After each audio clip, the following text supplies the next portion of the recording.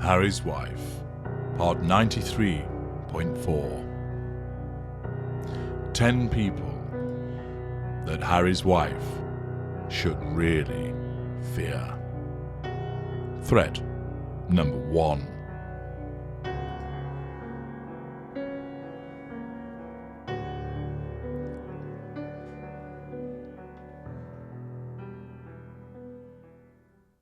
Hello, I'm H.G. Tudor, and so we arrive at number 1.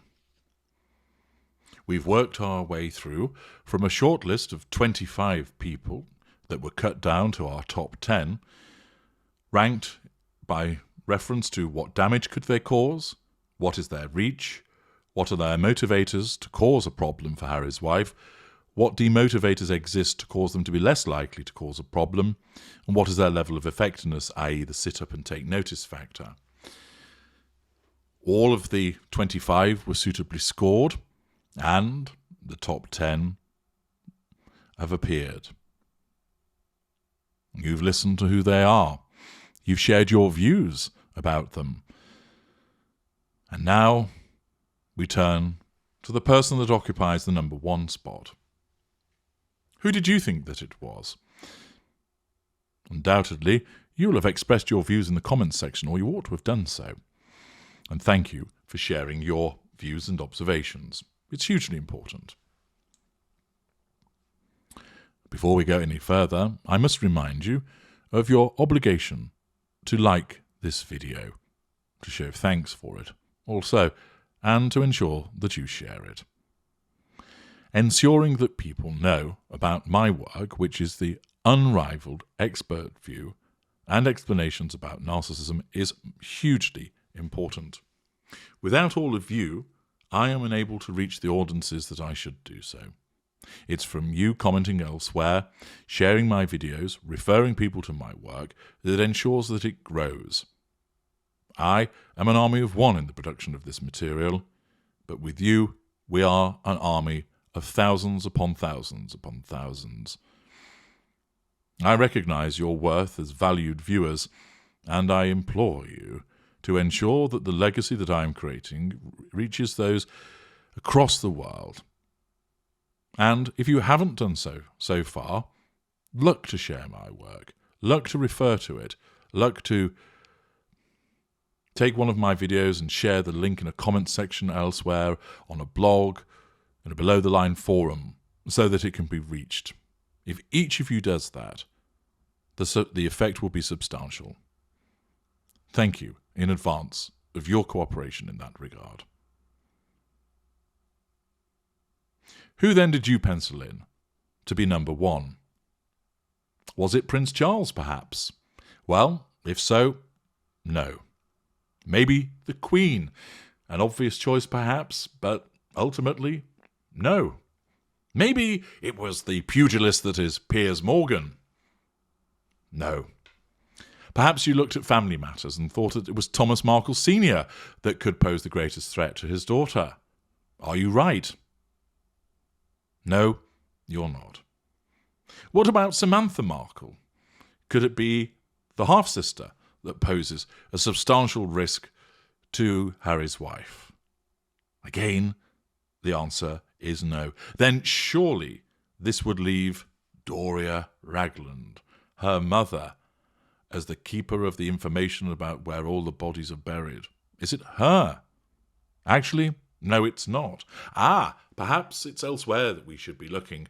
What about the YouTubers, those that comment repeatedly about her behaviours, pointing out her hypocrisies and contrarian behaviours? Perhaps it's the YouTubers collectively that are the number 1 threat to her. Again, the answer is no. Ladies and gentlemen, the number 1 threat, the person that Harry's wife should really fear, is about to appear on your screens.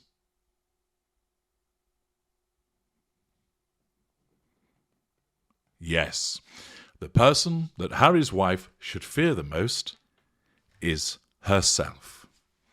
And the reason for this is quite simply She is the individual that will cause the most damage to herself. All of the people in the top 25, 15 of which I haven't mentioned for the sake of succinctness, all do have the potential to cause her damage. But there are a number of factors that may well prevent them from doing so effectively. And I've taken you through them and elucidated them when it came to people in the top 10, through numbers 10 through to number 2. But with Harry's wife, she is assured that she will ultimately bring about her own downfall.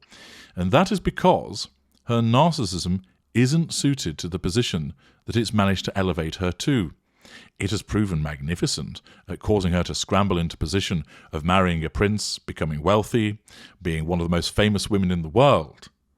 But it hasn't got the capability. She hasn't got the narcraft to stay there. And accordingly, with her, it isn't about, of course, trying to bring about her own downfall by getting people motivated, by causing them to place a bomb underneath her, metaphorically speaking, of course, but instead, it's her own very behaviours that will bring about her downfall, because she is so blinkered and blinded to her narcissism that she cannot help but keep on doing what she's doing. And if you look back at all of her behaviours since she rose to prominence, if we take, for example, from when she first appeared, really through the press coverage of her and notably the engagement interview, and thereafter, time and time again, she has caused problems for herself. The display of behaviour at the engagement interview demonstrated that she wasn't the person that she was claiming to be. Those of us with the insight about narcissism recognised it. Many people didn't, but they did think something was off. She has proven with her demanding ways about the wedding what a problem she would be.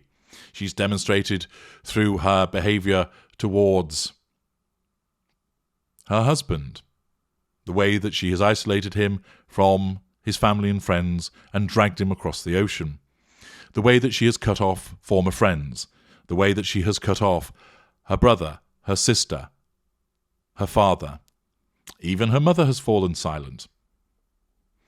The fact that there are those in her past who no longer speak of her or speak unfavourably of her. The fact that there is a growing list of individuals amongst the world's populace who simply don't like her because of her behaviour. Yes, there remain those which are blinded and can't see through her, and there will always be a hardcore of those individuals.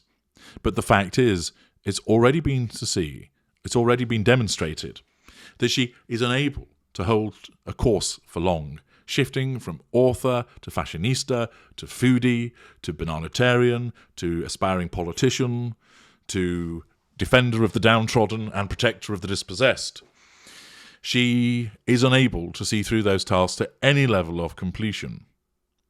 She has ostracised herself from the British royal family. She could have had it so easy. She married in, she was embraced. It was seen as another aspect of modernising the royal family, with a young American who is viewed as biracial. Another string to the bow demonstrating the modernity of the royal family. All she had to do was embrace it. All she had to do was harness it, for her narcissism to harness the control that came by adding into this institution, by reveling in the huge amounts of fuel that would come her way. That she would be able to acquire character traits left, right and centre from all of the interesting and fascinating people that she would meet on her journey through royalty. And, of course, the considerable residual benefits. The bolstering of the facade through charitable works, through being seen as a kind and empathic person, going out and meeting the public, opening the factories, shaking the hands of the ill people, going on the walkabouts. The money that would come with it, the prestige and the status. All she had to do was harness it in the way that I pointed out, by way of example, the Norwegian Crown Princess has done so. But her narcissism wasn't up to the task. Instead, in order to seek the prime aims, it tried to fight the very institution that she should have harnessed. And in so doing, she then set in motion her own defeat. It has meant that she has had to retreat and then seek to find alternative methods of funding, which has resulted in signing huge contracts with Spotify and Netflix, which so far have delivered the square root of fuck all. That she's seen her shilling herself out by virtue of her husband's overtures in the embarrassing video with the Disney CEO. It has seen her attempt to become a politician that has gone nowhere. It has seen her attempt to become an author, with her first effort, The Bench of Stench, being roundly ridiculed. Her attempts to find herself as creating some kind of platform whereby the A-listers would all come flocking to her, that they would regularly want to be coming round to the mansion at Monty Shit Show, hasn't materialised. Indeed, Oprah has fallen silent. Gayle King. Where are the invitations from Brad? Where are the invitations from Gwyneth Paltrow? Where are the invitations from anybody who's hot in the Hollywood world? They haven't manifested. The Clooneys came to the wedding, but where are they now? Posh and Bex, did they bother with them? Monty Shit Show has become a cul-de-sac of being ignored. The reports, of course, come thick and fast about poor behaviour, the tone-deaf activities, the allegations of throwing tea over somebody in Australia, the bullying of Princess Charlotte, the behaviour towards those that were posed with trying to make her look beautiful in her dress on her wedding day, the stylists, the seamstresses. The reports have come, some credible, some not. But the point remains, those reports come. Her popularity has tanked. Where once the people waved their flags and cheered her name, few do now. Indeed, she has become reviled in the United Kingdom by many. Not hated for her colour, not hated for the fact that she's female or that she's American, but disliked by virtue of her own behaviours, for she has become hoisted by her own petard. In the United States, contrary to her own deluded behaviour, most people couldn't give a flying fuck about her. They don't give a rat's ass. She has returned touting a title in a land where titles are the very thing that that nation was founded on to fight against. That she has continued to use it despite disparaging the very institution from which she received it, underpinning at its most awful her hypocrisy. Her narcissism, whilst it got her there, was simply not up to the task of keeping her there. And therefore, it is herself that she should fear. Of course, she will not, because her narcissism will not allow it to happen, and she will not recognise that it is her that is her own undoing. She will not see that it is her that is causing the downward spiral of pending financial problems, the unceasing desire to try and assert control through PR publications and puff pieces, which only go to turn more and more people against her. As I've said previously, the more that she fights against it, the harder it becomes. And as was mentioned, as I've said before, in Star Wars, where Princess Leia said to Grand Moff Tarkin, the more that you squeeze your grip, or words to that effect, the more star systems that will slip through your grasp.